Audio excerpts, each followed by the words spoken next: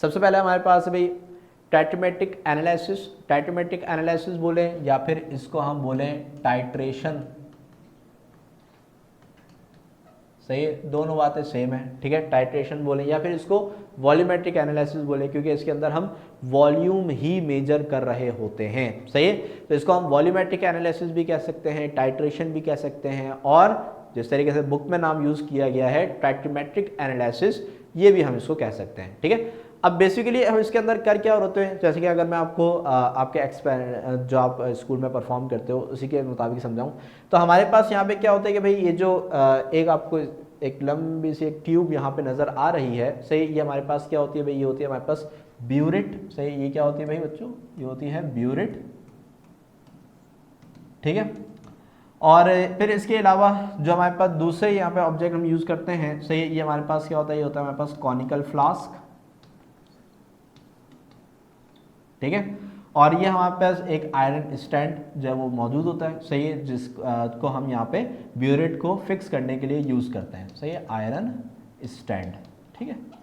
तो iron stand के अंदर हमने यहाँ पे एक हुक के ज़रिए जो है वो एक ब्यूरेट को फिक्स किया हुआ होता है, और इस ब्यूरेट के एंड के अंदर जो है वो हमारे पास एक टैप मौजूद होता है, सही, जिसके ज़रिए ड्रॉप बाय ड्रॉप जो हमारे पास ब्यूरेट में जो भी सब्सटेंस हम भरते हैं, सही, वो कॉनिकल फ्लास्क के अंदर गिरता है, और कॉनिकल फ्लास्क के अंदर जो भी सब्सटेंस हमारे पास मौजूद होता है, सही, उसके कलर चेंजिंग के ज़रिए हम आइडेंटिफाई करते हैं कि भाई अब हमारी रीडिंग आ गई है कि नहीं आई है, सही। तो उसका भी प्रोसेस भी मैं आपको समझाऊंगा, लेकिन अभी जो मेन चीज़ें हम यहाँ पे यूज़ करते हैं पहले हमने उसको देख लिया, ठीक है भाई।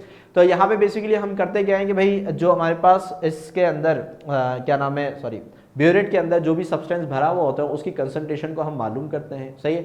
और एक चीज़ की जो कंसंट्रेशन है वो हमें गिवन होती है, यानी कि एक चीज़ की कंसंट्रेशन हम मालूम कर रहे होते हैं और दूसरी चीज़ की कंसंट्रेशन जो है वो हमें गिवन होती है, ठीक है। तो अगर हम इसको डिफाइन करें तो डिफाइन भी फिर ये इसी तरीके से होता है कि भाई a titration is a technique where a solution of known concentration is use to determine the concentration of the unknown solution, सही है। यानी कि इसके अंदर हमारे पास क्या होता है कि भाई एक जो सॉल्यूशन है, सही है, इसकी जो कंसंट्रेशन है वो क्या होती है, नोन होती है, सही है। इसकी कंसंट्रेशन क्या होती है भाई, नोन होती है, ठीक है, यानी कि हमें पता होती है, ठीक है। और जो दूसरी की कंसंट्रेशन है, दूसरे सब्सटेंस की जो कंसंट्रेशन है, सही, वो हमारे लिए क्या होती है, अननोन होती है, सही है। तो दो सॉल्यूशंस होते हैं, एक की कंसंट्रेशन पता है, दूसरी की कंसंट्रेशन हमें क्या करनी है भाई, यहाँ पे मालूम करनी है, सही है। तो ऐसे मेथड में जिसमें एक की कंसंट्रेशन पता हो, दूसरी की कंसंट्रेशन मालूम कर रहे हो, तो ऐसे प्रोसेस को हम क्या बोलते हैं, टाइट्रेशन कहते हैं, सही है। अब टाइट्रेशन के अंदर हमारे पास दो सब्सटेंसेस होगा ना, सही है, एक जिसकी कंसंट्रेशन पता है और दूसरा जिसकी कंसंट्रेशन हमें मालूम करनी है, ठीक है। तो इस तरीके से titrant a solution of a known concentration, यानी कि वो सॉल्यूशन कि जिसकी कंसंट्रेशन आपको पता होती है, सही, वो हमारे पास क्या कहलाता है, वो हमारे पास कहलाता है क्या नाम है, टाइट्रेंट कहलाता है, सही है, which is added to another solution whose concentration to be determined, जिसको हम क्या करते हैं, किसी दूसरे सॉल्यूशन के अंदर शामिल करते हैं, सही, ताकि हम उसकी कंसंट्रेशन को क्या कर सकें, मालूम कर सकें, ठीक है। तो जिसकी कंसंट्रेशन हमें पता होती है, ठीक है, हमें क्वेश्चन में दी हुई होती है, सही है, वो हमारे पास क्या कहलाता है भाई, टाइट्रेंट कहलाता है। और जिसकी कंसंट्रेशन हमें मालूम करनी होती है उसको हम कहते हैं एनालाइट, सही है। तो the analyte is a solution with an unknown concentration, सही है, यानी कि जिसकी कंसंट्रेशन हम मालूम कर रहे होते हैं, सही है, उसको हम बोलते हैं एनालाइट, और जिसकी कंसंट्रेशन हमें पता होती है उसको हम क्या कहते हैं, टाइट्रेंट, ठीक है। तो जिन बच्चों ने भी क्या नाम है अपने प्रैक्टिकल्स किए हैं उनको ये बात पता होगा कि भाई क्वेश्चन के अंदर क्या होता है कि एसिड और बेस टाइट्रेशन जब हम करते हैं तो दोनों में से किसी भी एक की जो कंसंट्रेशन है वो हमें पता होती है, यानी कि क्वेश्चन के अंदर वो लिखी हुई होती है कि वो कितने मोलर की कंसंट्रेशन में हमें दिया गया है, सही। और जो दूसरे की कंसंट्रेशन है उसको जो है वो हम मालूम करते हैं, ठीक है। तो यहाँ पे जिसकी दी हुई है वो टाइट्रेंट और जिसकी हमें मालूम करनी है वो हमारे पास क्या कहलाता है, एनालाइट कहलाता है। क्लियर हुई बात यहाँ पे, सही है, इसके अंदर कोई प्रॉब्लम सही है। तो अब नेक्स्ट जो है वो अब इसके प्रोसेस को हम डिस्कस कर लेते हैं, सही है।